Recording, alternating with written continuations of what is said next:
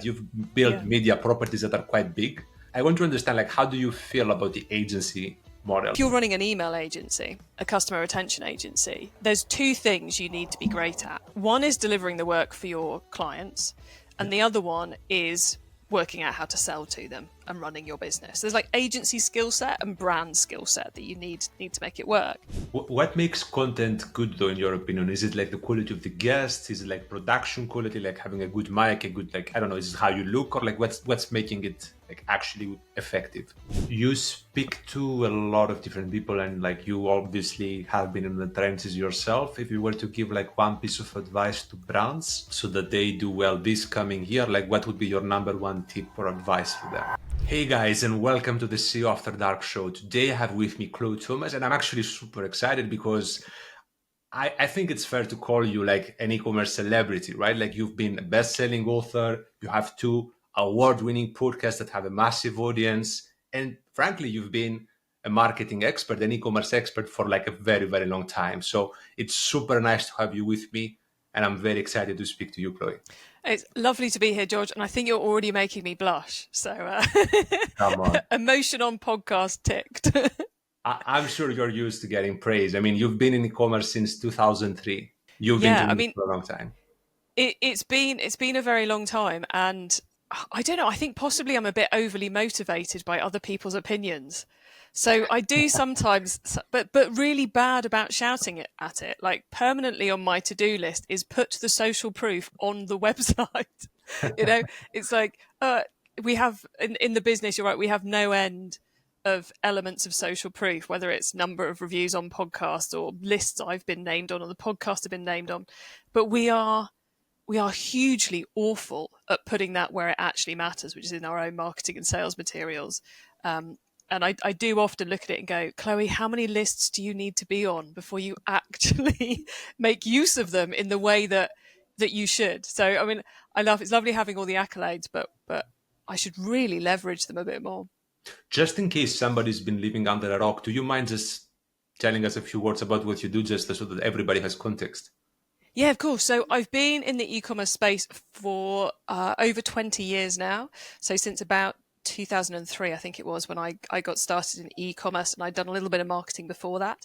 I ran a marketing agency for 10 years. I started off client side working for a big omnichannel gift retailer in the UK. And that's all evolved to the point where now I own, I guess, a mini media empire. We've got a couple of podcasts, a couple of newsletters, a tech directory and events website, and I do a fair amount of speaking and panel chairing. So these days, I'm all about creating content to help brands work out how to plot their path to success, whilst selling stuff to software companies and agencies. If we go back to the beginning, what got you into e-commerce? Desperation. I like that. I was working as a marketer on a graduate program with Barclays Bank, which was a huge, huge business. And the graduate program was going through changes, and I did not thrive there. Let's put it that way. So back then in the early 2000s, there was a brilliant magazine in the UK called Marketing Week, which when you worked for a big company called like Barclays, you got for free every week. They would happily send you one every week. And in the back of that were all the big job ads. So I basically just applied for everything in the back of Marketing Week until someone offered me a job. And the first people who offered me a job was a UK multi-channel retailer who sold gifts. They're defunct now, but that was an amazingly brilliant accident, because since then I've been addicted to e-commerce. So you started in-house. I assume you stayed there for a time, and then you launched your own agency / consultancy, right? Yes, I was in-house for 2 Christmases. It was a gift business, so it was 2 Christmases. Then I got that business went under, and I ended up working for the original founder of it many years previous to when it went under. And he had a company that ran about 6 mail order businesses. And I was their first ever head of e-commerce, with the carrot of, if I made it work in the first year, we'd turn it into an agency. So I spent a year as the kid in the candy shop with 6 brands that had never done anything online, I think it was more than 6, but 6 core ones that never done anything online, and just working on websites, merchandising on the sites, sending the first emails, sending the first, setting up the first Google Ads, affiliates, all this kind of stuff back then. And then we turned that into a marketing agency that evolved a lot in the 10 years I ran it. But yeah, that was how I ended up with the agency. What was the agency doing? Like, what was the main service that you were providing? At the very beginning, we were an outsourced digital marketing arm, an e-commerce arm for any mail order business, charging on a pounds per hour basis, which was possibly a good idea at the time, but very quickly became a very bad idea. And over the course of various evolutions, we ended up as an ad agency, primarily specializing in Google ads, but with a little bit of Facebook ads thrown in there as well, because that was just starting to come into the mix when I sold it in 2017. Just out of curiosity, why did you say that the pricing was a bad idea, like the hourly model? It was, I've made every pricing error in the book, but that was probably one of the worst ones, because it's not how people wanted to pay for us. They wanted short solidity, or guarantees on how much they were going to pay per month. Yeah. Not, here's what we're going to deliver and we'll charge you by the hour. Who knows how big it will be. So we ended up with, there was a January of horrendousness where a whole load of errors I'd made came to bite me. And I spent a lot of time on the phone with very angry people. But one of the big problems with that was we will not do more than this a month for you, or we will be between these levels. So that led to us creating packages. So, Google ads will be this a month, email will be this a month, or this per send, and so on and so forth. It just creates a lot more clarity for everybody. So yeah, the hourly thing just did not work. I think it's too much based on trust and assumptions, which are always dangerous things to base things on. And I think in a sense, like, you have competing incentives, right? Because like you get paid more when you move slow, but they actually wanted to move fast in a way. So that's kind of like a weird one. Yeah, and it's like you end up going, yeah, but of course I wouldn't, go down the pub and bill it to you. We didn't take a long lunch and claim we were doing your work at the same time. But you get the feeling that undercurrents going on, and the client's like, I don't like paying this bill. I think you're fleecing me. So I find that transparency and clarity and tying pricing to output in some way or another is what makes life a lot easier. So I'm going to tell you a secret. I have a little group on LinkedIn, which I call the Email Mafia, and it has like a bunch of agency owners like myself. And actually, interestingly enough, most of them tell me that they don't like their agencies and they want to start creating content, like a YouTube channel, like that sort of thing.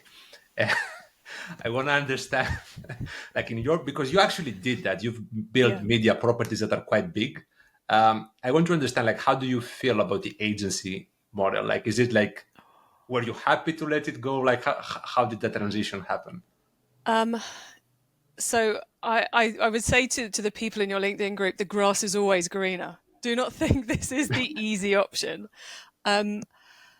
Sometimes I do think, God, it'd be so cool if I had like an agency who could do some stuff for me, because I see some of the other big e-commerce podcasters do have an agency, and they're like, yeah, we've done all this with our marketing. I'm like, yeah, that's because you've got an agency team who can do all that stuff for you. It doesn't stack up when you're purely being funded by the sponsorship income. So I think the grass is always greener. But to properly answer your question, what I discovered running the agency was it was probably the worst possible job role for me, because I discovered partway into that I am an introvert, and as an introvert, you only have so much people energy per day, per week, per year. And my job revolved around doing 3 things, one of which was managing the team, people, one of which was making sure the clients were all happy, people, and the other one of which was generating new business, people.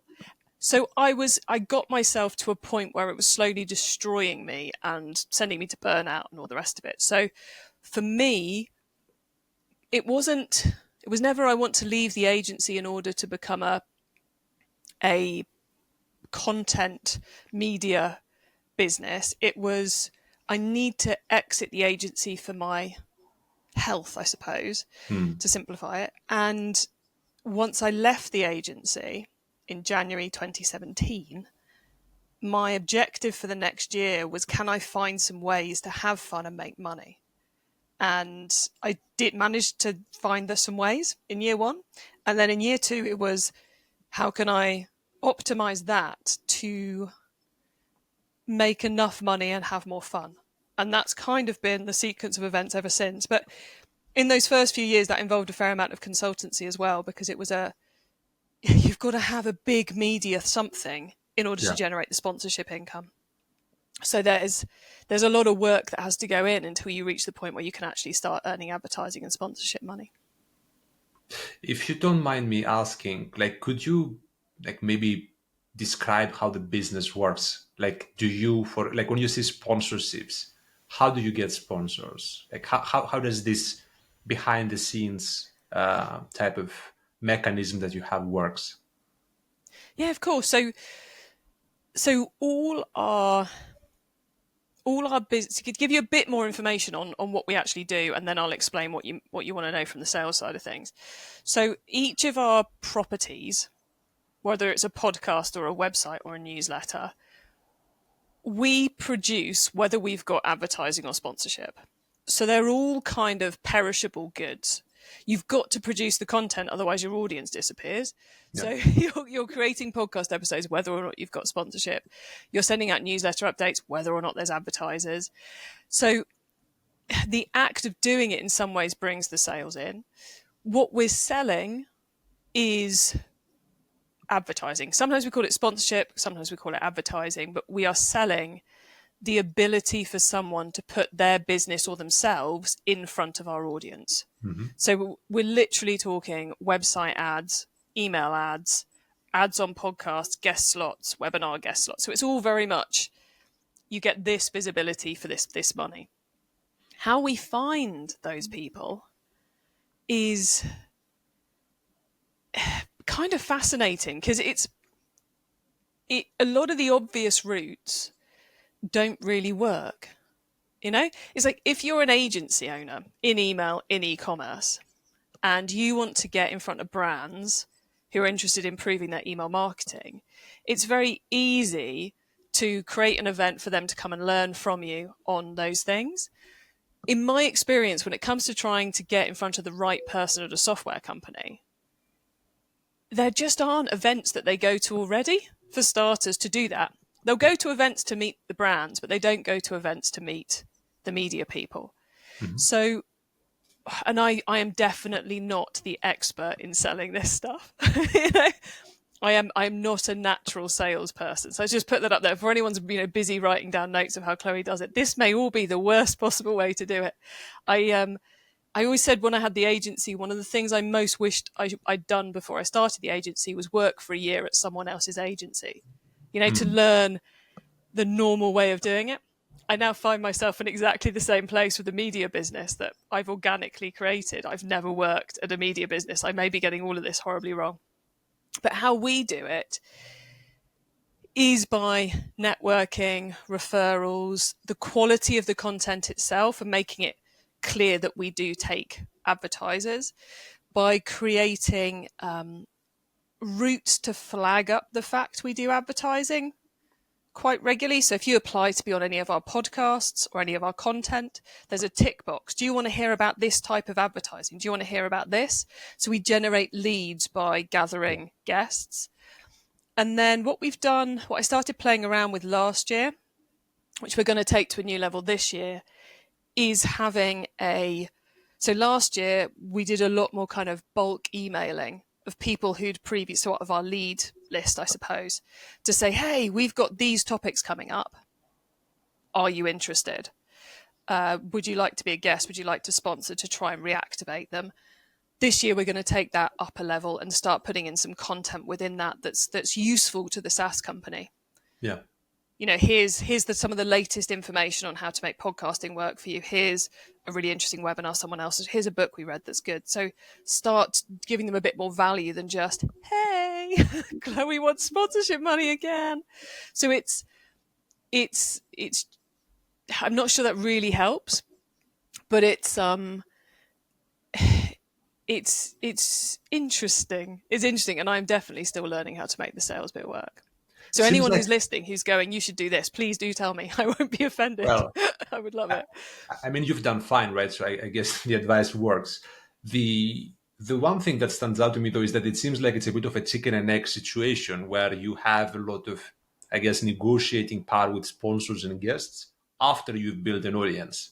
So Yeah. how I guess you build the audience is the real question. Your podcasts and your like media properties as a whole are pretty big. Hmm. What made them big? I guess because there's frankly too much noise in the space. There's so many different like webinars, like YouTube channels, podcasts. Like it's like for me, I could spend my entire day and I would still not have enough time to go through everything. Oh yeah, there is way too much noise in this industry. How we've grown our audiences is just consistency and committing to do it month after month, week after week, in whatever format that might be. I think it was 2 or 3 years that I ran the e-commerce master plan podcast before we had any sponsors. So that's we started middle of a year. So that's 2.5, 3.5 years of putting out content before anyone paid me anything for doing it. And that's how, and by building that consistency and that quality of content, we gained the audience that we still gain now. So I guess one of the challenging things is, if you're running an email agency, a customer retention agency, there's two things you need to be great at.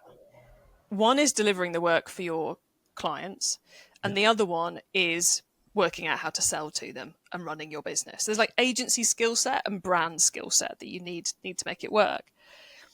We have to be great at newsletter growth and creation. We need to be great at podcast growth. So like this year, I'll be going to the podcast show in London for 2 days to swat up on what's going on in the podcasting world. We've got to be great at what the e-commerce brands actually care about, what the SaaS companies care about. A couple of years ago, I bought a business called eCommerce Tech, which is the tech directory. So this year I am massively swatting up on SEO because that's what that one lives or dies on. So we're constantly having to re-evolve how you grow these things and how you make them work. So you've got the volume of audience that will deliver enough impact for it to make the sponsors worthwhile spending that cash. And you could be the best salesperson in the world, but if your content doesn't deliver for them, then you're not going to be able to sell your media activity. What makes content good, though, in your opinion? Is it like the quality of the guests? Is it like production quality, like having a good mic, a good like I don't know? Is it how you look, or like what's making it like actually effective? I mean, I think the absolute table stakes is that it's in a format that the audience want to consume. So my audience are brands and retailers, and to be in a format they want to consume means you've not got a podcast that's got sirens going off and that Yeah, sounds distracting because they're out walking the dog, they're driving the car, they're doing whatever it is they might be doing at the same time as this. You don't want to give them a reason to go, I've had enough of that screeching, I'll listen to something else. So there's that side of it. So there's kind of the table stakes, basics, hygiene factors of, does this actually work? If you're creating a PDF for them, it's not 8 gigabytes large when it should be 32 kilobytes, whatever it might be. You make it easy for the audience to consume and remove the barriers for them to do that. But then it's all, if you want them to keep coming back again and again, you've got to give them something that they want to tune in for, something that gives them a guarantee or a mini guarantee that if they listen to this content, it will be worth it. And I'd love it not to be me as part of that guarantee on our content, but the fact I'm involved with it is to some extent a guarantee. Oh, yeah. Chloe did that will be all right. But it's also about finding the right guests and exploring the right topics. and making sure the right questions are asked of those guests as you go through. But then it's also, we've built some elements into the podcasts in particular to try and make sure they're getting this, which is we have on both the shows, we finish with a quick fire questions set of 4 at the end of every episode. So on eCommerce Master Plan, it's 4 top tips. On Keep Optimizing, it's 4 insider tips. So the audience know, even if the interview is a bit meh, if they listen till about 20, 25 minutes in, they will get, in the case of eCommerce Master Plan, a book recommendation, a tool recommendation, a marketing tip, and a carbon tip. Right, so they're definitely going to get those if they listen. Which, if you put that against another e-commerce podcast where it's all just chatter, then they're going to go, well, I know I'm at least going to get the top tips on that one, which I hope persuades people to listen. So they're getting that kind of mini guarantee that they're going to get something of use when they go through the episode. You can correct me if I'm wrong, but I think what you do also is that you plan topics way in advance, that like this quarter we're going to be focusing on this, that quarter on this. And I guess this creates expectations in people, and like they know that if I tune in, I'm going to get this or that. Yeah, we've ever since Keep Optimizing started, it was always topic based. So it used to be monthly. We've now changed it to groups of 5 episodes because everyone was getting confused about whether each mini series was 4 or 5 episodes. So now everything's 5, and I work out the calendar for the next year. So which content we're doing and when, kind of October time the previous year. And that's based on what I think what the key marketing methods people need to know about. So at the moment, yes, the whole of 2025 is mapped out, subject to change though. You know, if in the nicest possible way, if Klaviyo came along and said, can we do 3 whole months on email? I'd be like, yes, we can do 15 episodes on email. Please send me the check. Not the check, please, bank transfer. Life's too short for checks. But you know, we change if we need to. It will also change. At the moment, I think we've got TikTok happening in the autumn, that was partly strategic to avoid whatever was going to happen at the beginning of this year. Depending on what happens with that, we may bring that further forwards, or we may add an alternatives to TikTok section in. I don't know. So when news stories happen, we might move things around based on, you know, or I come back from an event and I'm like, everybody was talking about affiliates and we've got no affiliates content. I better find a way of fitting some affiliates in. So the reason, and so now I'm trying to bring that into our other content elements, partly because it helps me focus on upping our content quality. Mm-hmm. Rather than just going, yeah, come in. Whoever wants to can come in. Having some kind of criteria really helps me pick better guests and push us into the areas we ought to be in. So on eCommerce Master Plan, we've just done a mini series on home and garden where we did all home and garden businesses. And we've got one coming up in early 2025 about B Corp, because we like to celebrate B Corp month, where we'll do all B Corp brands.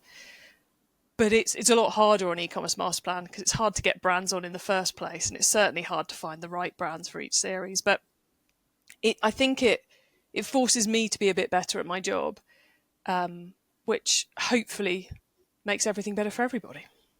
What I hear you say is that like what ultimately matters is substance, like the episode being valuable in and of itself. And like what I see a lot of people talk about is that the edits need to be good and like you need to have attention grabbing headlines and stuff like that. But ultimately, like as far as I can tell, it's more about like having good questions, good strategy, and good guests, right? I mean, yeah, you've good editing is table stakes. We outsource that. That's just dealt with for us. But it's the quality of the content and reminding yourself who you're creating that content for. You know, it's like I have people who offer, because we've just opened up both podcasts to paying guests, mainly because we get so many people asking to be on the show. I figured we might as well offer a paid option to those who really want to be on the show. So we're playing around with that, but that gives me the challenge of making sure someone who's paying to be there is still delivering for the audience, partly because they're going to have a bad experience as a sponsor if they're not appealing to the audience. You know, they go all pitchy, no one's going to listen. But also, I have to be careful about what topics we allow on. So we get people pitching us topics like no one is interested in. No one's going to tune into that. But they're going, Chloe, we'll pay you to be on. And I'm like, no, because yes, we will take money to put guests on the show, but if you're not bringing the value to our audience, if I wouldn't put you on with that topic without pay, for free, then I'm not going to let you pay to get that topic on the show, because you're not paying to be a guest, you're paying to jump the queue. Yeah. If that makes sense. You're not paying for me to lower our content quality levels. You're paying to go, Chloe, 20 people applied this month for the masterclass slot in February. I'm the one who's willing to pay. Can I have it? So it's tricky, because sometimes it would be easy to make money by, I don't know, like the Klaviyo example, selling 15 episodes to Klaviyo, and you run out of email marketing topics actually, no, you probably don't with email. We probably make 15 episodes of email work really well. But if they were saying, but we've got to have our CEO on 10 times, I'd be like, no, you can pay me. You can't pay me enough to enable you to let down my audience in that way. So it's a weird balancing act of actually, no, it's not a balancing act at all. If I keep the audience happy, then the sponsors are happy and I'm happy. Yeah. And the audience is happy. So it all comes back to delivering what the audience want from you. Sorry, I got a little bit ranty there, George. Apologies. No, I think you're fine. The one thing that I do want to ask you, though, because I mean, now you have a lot of inbound interest. It's relatively easy, I guess, to have the right guests recording with you. But how do you do this at the beginning? Like I say this in this podcast that we're now recording on. It's kind of difficult to find like the right people, and like how do you get people to join the podcast that fit your criteria? Like, because obviously you want them to have something interesting to say, you want them to be good when they talk. Like there's a bunch of different criteria that you might be having. So like how do you go about that? How do you source them? I mean, it's been tough always finding the right podcast guest. Yes, we get a lot of people applying to be on the shows, but they're not always the right people. So, I don't think there's been a single series in the last 18 months or possibly longer where everyone we had on was from that list of people who'd applied. So I'm always on the lookout. Like I go on LinkedIn every morning for half an hour doing things. And sometimes I'm on there for an hour and a half because I spent 30 minutes being hit by people who make a good podcast guest. I'm going, right, when we get round to that topic, I must invite them. When they get round. So we do a lot of cold outbound as well. We've, especially on eCommerce Master Plan, we do a lot of cold outbound, and it can take us, I mean, like I could name 3 or 4 guests we've been trying to get on the show for 3 or 4 years now. Oh, wow. Who have said, yeah, I'll do it, Chloe, but just not this month. I'll do it, but wait until we've implemented this and then I'll come on the show and talk about it. And that's fine, because when they want to come on is when they want to come on. But from the beginning, I had no idea how hard it was going to be. I know in the first 6 months of trying to get the guests, I think we must have invited 20 people for every one we recorded. Oh, wow. And that was, destroying my Rolodex of connections and then trying to go beyond. And if you look at the first 20 episodes, because we started in the June and then we got to Christmas and it was like, oh, weirdly enough, no retailer wants to record in November or December. So we had a massive, massive problem in November and December. So you'll see there are some slightly weird episodes that come out with, compilations from previous episodes, which was me literally just going, I don't know what we're going to put out on Monday. What are we going to do? And, because I knew you have to keep delivering, otherwise people fall off the radar. What's your goal with all of this? Like, if you could fast forward, where would you want to take all of this? I have no idea. Which sounds really bad, but I kind of like last year, the year before was the year where we went from how do we, from kind of like the survival mindset to, I don't need to worry about where next month's sales are going to come from, because they will just come in. We built sufficient flywheel, etc., that something will appear and it will all be fine, and I can stop worrying too much about what's going on in the pipeline, or have I done this or have I done that, because it just kind of comes together. And I don't think I've fully changed my mindset enough yet to be able to get, because that's the point where you go, right, this works. Where do we actually want to take it? So I should probably put that on my goals for 2025, is to actually work out what the end game is. There are subtleties starting to come into the business now, which is I'm now, she says, doing a quick bit of maths because she's really terrible at remembering how old she is. I am 44 now. Yes, 44. And I'm starting to think more about exit, which is probably still 20 odd years away, because I enjoy I don't know what I'd do if I wasn't working. I enjoy it too much. But what does exit look like? And anyone who's read anything about how to exit a business, rule 101 is make sure it's not dependent on you, and a little bit too much of my business is too dependent on me at the moment. So I'm mulling about how we change that while still leveraging the value it brings to us. I'm also trying to work out how we structure the business for an exit, how we make it appear more valuable, all those kind of stuff you need to start thinking about, and what that might look like, but very, very slightly. It's just kind of like back of my mind as we're making other decisions. But right now, I know we have a huge amount of potential with what we're doing if we can improve our sales systems. So that's my big goal. My real solid goal for 2025 is to build our sales systems properly, so that I am less of a bottleneck in them, amongst other things. I can relate to that. Yeah.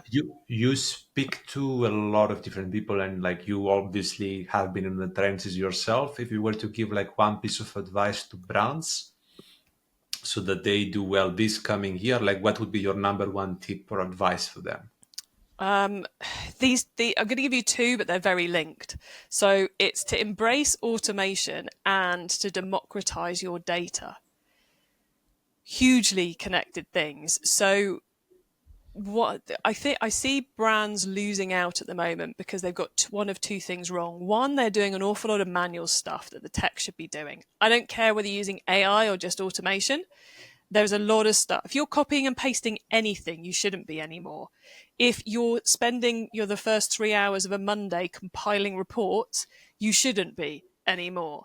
You need to fix that stuff that's taking you a huge amount of time, so you've got time to do the stuff you should be doing. And then the second part of that is the data democratization, which is in too many businesses. Merchandising owns this, and marketing owns this, and the tech team own that, and the stores team own this. And if you want to automate, you've got to connect it all anyway. But if you want to make the most of the abilities of your team, the needs of your customers and the wants of your customers, of AI and automation, etc., you need to have good quality data that's accessible to everybody, which probably means moving away from Excel. It means moving away from Excel spreadsheets into something cleverer, which could be Airtable, it could be a proper PIM or CDP or CRM or whatever it might be, but something where everyone can share ownership or share usage of the data between teams. And then, so it's quite a big cultural change. But yeah, automation and data democratization are my tips for the win this year. Love it. Well, thank you so much for taking the time, Chloe. I know you have a hard stop coming soon, so I'm going to wrap up the conversation now. It was great to speak to you and learn from you. My pleasure, George. It was almost a bit like a therapy session. So thank you very much for asking me some brilliant questions.